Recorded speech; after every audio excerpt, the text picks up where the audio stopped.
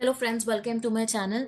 Budget 2025 के बाद hot topic दो चल रहे हैं। एक तो है 12 लाख तक की इनकम में कोई टैक्स नहीं लगेगा, और दूसरा ये है कि न्यू रिजीम ओल्ड रिजीम क्या बेनिफिशियल है, कितने तक के डिडक्शन होने चाहिए, कितनी तक की इनकम होनी चाहिए। तो काफी स्पेकुलेशंस चल रही हैं।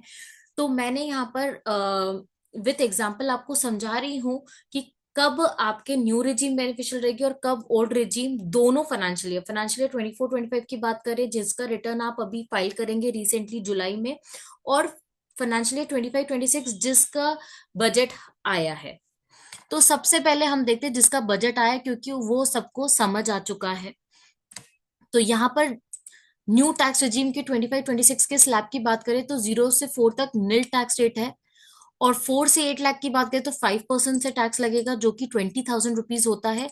8 से 12 लाख तक की आपकी इनकम है तो 10% से टैक्स लगेगा, जो कि 40,000 रुपीज आ रहा है टैक्स अमाउंट। 12 से 16 लाख तक की बात करें तो ये 12 से 16 लाख इनकम स्लैब है अगर आपकी, तो 15% से टैक्स लगेगा, जो कि 60,000 टैक्स अमाउंट आता है। 16 लाख से 20 लाख तक की इनकम में 20% से टैक्स लगेगा, जो कि 80,000 रुपीज आता है। 20 से 24 लाख तक की इनकम है तो 25% से टैक्स लगेगा, जो कि 1 लाख रुपीज आता है टैक्स अमाउंट, और 25 एंड अबव 30% है। तो ये तो हमारे new tax रजीम for financial year 25-26 है। ओल्ड टैक्स रजीम की बात करें तो ओल्ड टैक्स रजीम में 0 से 2.5 लाख तक की नील टैक्स रेट है। 2.5 लाख से 5 लाख तक की इनकम में 5% है टैक्स रेट, जो कि 12,500 टैक्स अमाउंट आता है।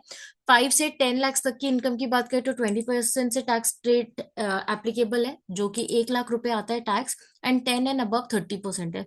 तो यहाँ पर आप जब देखें तो न्यू टैक्स रजीम 25-26 के लिए 30% टैक्स रेट कब लग रहा है, जब आपकी 24 लाख से ज्यादा की इनकम है, 24 लाख से ज्यादा की इनकम है तो 30% लग रहा है। और वहीं ओल्ड टैक्स रेजिम की बात करें तो 10 लाख के ऊपर ही 30% लग जाता है। तो प्राइमा फेसिया देखने में ऐसा लग रहा है कि न्यू टैक्स रेजिम ही बेनिफिशियल है, बट ऐसा नहीं है।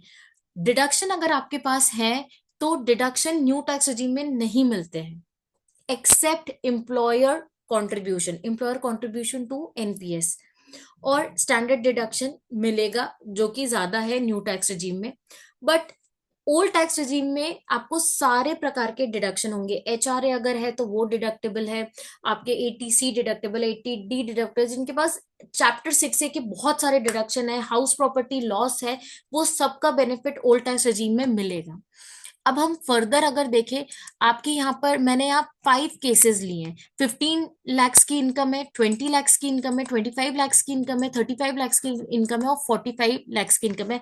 हर वेरिएंस को मैंने कवर किया है, और डिडक्शन में हायर डिडक्शन 8 लाख का कंसिडर किया है।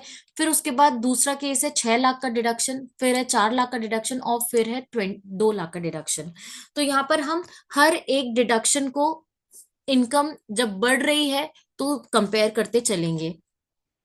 तो सबसे पहले 15 लाख की अगर आपकी इनकम है और डिडक्शन 8 लाख के है, मतलब कम इनकम है बट डिडक्शन ज्यादा है, तो न्यू टैक्स रिजीम की बात करें 25-26 के, तो 1,05,000 टैक्स बनता है। बट ओल्ड टैक्स रिजीम की बात करें तो वहीं पर आपको 52,500 का टैक्स देना होगा ओल्ड टैक्स रिजीम में, क्योंकि आपका डिडक्शन ज्यादा है और इनकम कम है। तो इस केस में ओल्ड टैक्स रिजीम बेनिफिशियल है, मैंने ग्रीन से मार्क कर दिया ओल्ड टैक्स रिजीम जहां जहां बेनिफिशियल है। वहीं 20 लाख की आपकी इनकम है और 8 लाख का डिडक्शन है, थोड़ी सी इनकम बढ़ गई है बट डिडक्शन भी ज्यादा है आपके पास, तो उस केस पे भी ओल्ड टैक्स रिजीम ही बेनिफिशियल आ रहा है। 25 लाख की इनकम में इनकम बढ़ गई है, डिडक्शन भी ज्यादा है, तो भी आपका ओल्ड टैक्स रिजीम ही बेनिफिशियल आ रहा है। 35 लाख की इनकम है, डिडक्शन भी 8 लाख है, तो भी ओल्ड टैक्स रिजीम बेनिफिशियल है।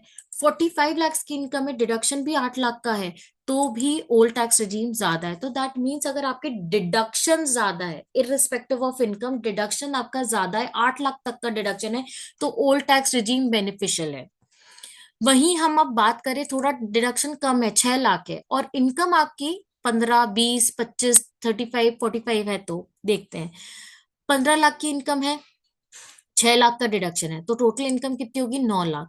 बट न्यू टैक्स रिजीम में तो 15 लाख पे ही टैक्स लगेगा, तो 1,05,000 ही टैक्स देना होगा।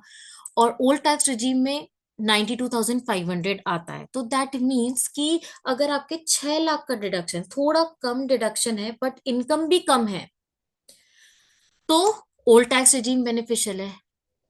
पर इनकम बढ़ गई और डिडक्शन 6 लाख के हैं, तो न्यू टैक्स regime बेनिफिशियल है। तो एक थंब रूल एक ऐसा बन रहा है कि 8 लाख तक के अगर आपके डिडक्शन है, तो इनकम भले ही ज्यादा हो, आपके लिए न्यू टैक्स regime बेनिफिशियल होगा। और 8 लाख से ज्यादा के डिडक्शन है, 8 लाख से अबव के डिडक्शन है आपके पास, तो आपके लिए ओल्ड टैक्स regime बेनिफिशियल होगा।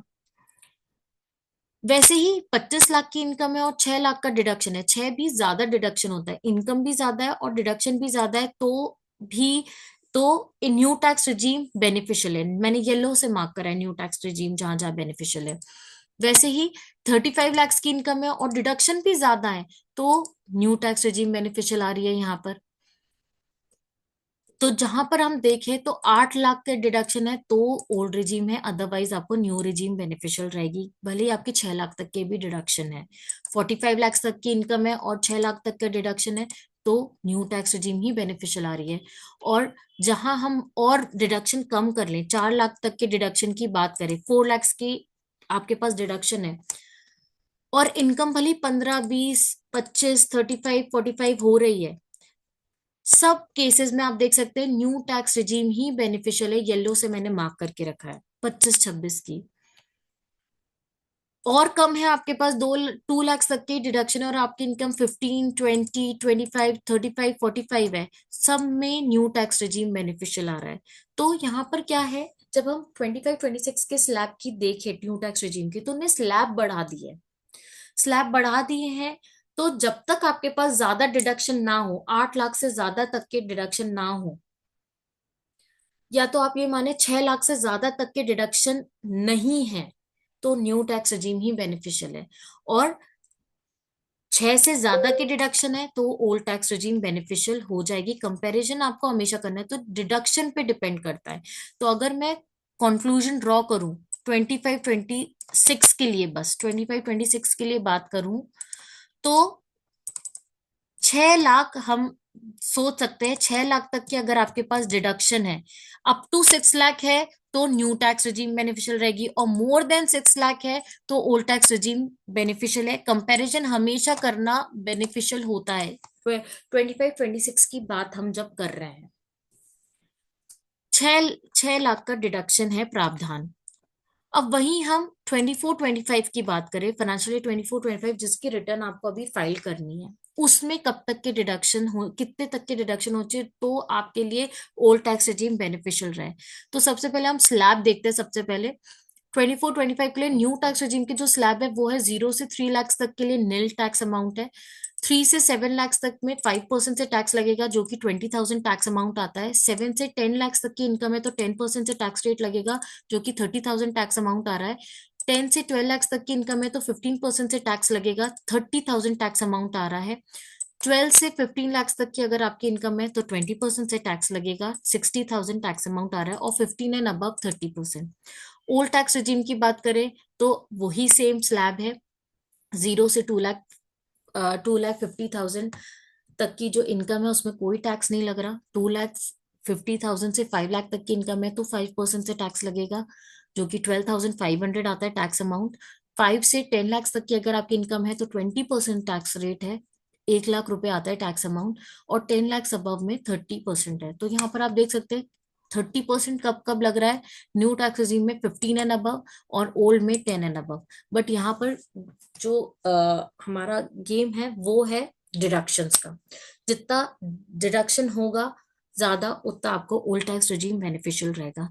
तो यहाँ पर मैंने सेम इनकम केस लिया है। 15 लाख की इनकम है, 20 लाख की इनकम है, 25 लाख की इनकम है, 35 लाख की इनकम है और 45 लाख की इनकम है। और जो डिडक्शन है 8, 6, 8 लाख, 6 लाख, 4 लाख एंड 2 लाख। तो यहाँ मेरे को देखने में ये आ रहा है कि हम जब फाइनेंशियल 24, 25 की बात करते हैं तो 4 लाख का डिफरेंस है। अगर आपके पास 4 लाख एंड अबव की डिडक्शन है, 6 लाख 8 लाख तक की डिडक्शन है, तो आपके लिए ओल्ड टैक्स रिजीम बेनिफिशियल रहेगा।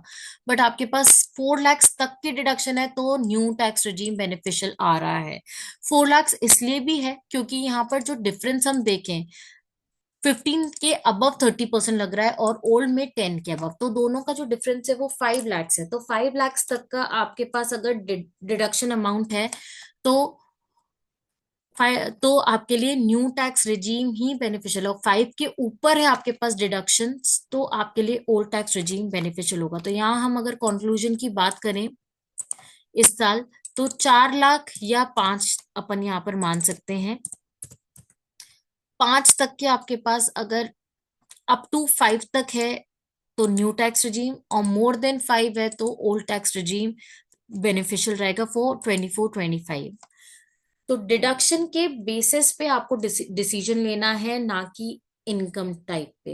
इररिस्पेक्ट ऑफ इनकम आपका डिसीजन होना चाहिए न्यू और ओल्ड में डिडक्शन पे डिपेंड होना चाहिए। वैसे ही अब हम दूसरे हॉट टॉपिक की बात करें जो कि 12 लाख तक की बात कर रहा है कि 12 लाख तक आपकी नॉर्मल इनकम है तो आपको कोई टैक्स नहीं लगेगा। जी हाँ, but due to 87A rebate only. 87A rebate 60,000 कर दी गई है न्यू टैक्स रिजीम में फॉर फाइनेंशियल 25-26। अगर आपकी स्पेशल रेट की इनकम भी है तो स्पेशल रेट पे रिबेट का बेनिफिट नहीं मिलेगा। स्पेशल रेट इनकम पे आपको स्पेशल रेट से ही टैक्स देना पड़ेगा। नॉर्मल इनकम पे ही सिर्फ रेट का बेनिफिट है।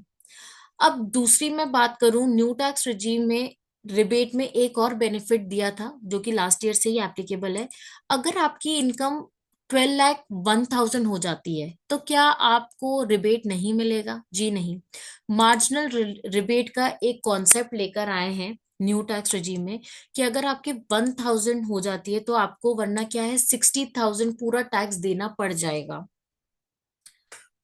सिर्फ 1,000 इनकम बड़ी है और आपको टैक्स कितना देना पड़ रहा है 60,000 रुपीज, तो ये तो जाती है। तो इस वजह से न्यू टैक्स रिजीम में ही उनने मार्जिनल रिबेट का कॉन्सेप्ट लेकर आए हैं कि जो आपका टैक्स है वो 1,000 पे ही कैलकुलेट करे, ऐसा उनने फॉर्मूला डिजाइन किया है। तो मेरा जो नेक्स्ट वीडियो है वो 87A रिबेट के ऊपर ही है, कब आपको टैक्स लगेगा, स्पेशल रेट की इनकम है तो कैसे आप रिबेट कैलकुलेट करेंगे, और मार्जिनल रिबेट कैसे कैलकुलेट होगा, वो सारा टॉपिक मैं कवर करूंगी नेक्स्ट वीडियो में जो कि 87A रिबेट के ऊपर है। बट अभी फिलहाल के लिए होप आपको समझ आया होगा। जब आप फाइनेंशियल 24-25 की बात करें तो न्यू और ओल्ड कैसे कंपेयर करें, और जब हम फाइनेंशियल 25-26 की बात करें जो कि लेटेस्ट हमारा बजट जिस फाइनेंशियल ईयर के लिए आया है उसमें आप कैसे कंपेयर करें, सब डिडक्शन का खेल है। तो होप दिस वीडियो हेल्प्स। तो please like my video and subscribe my channel. Thank you.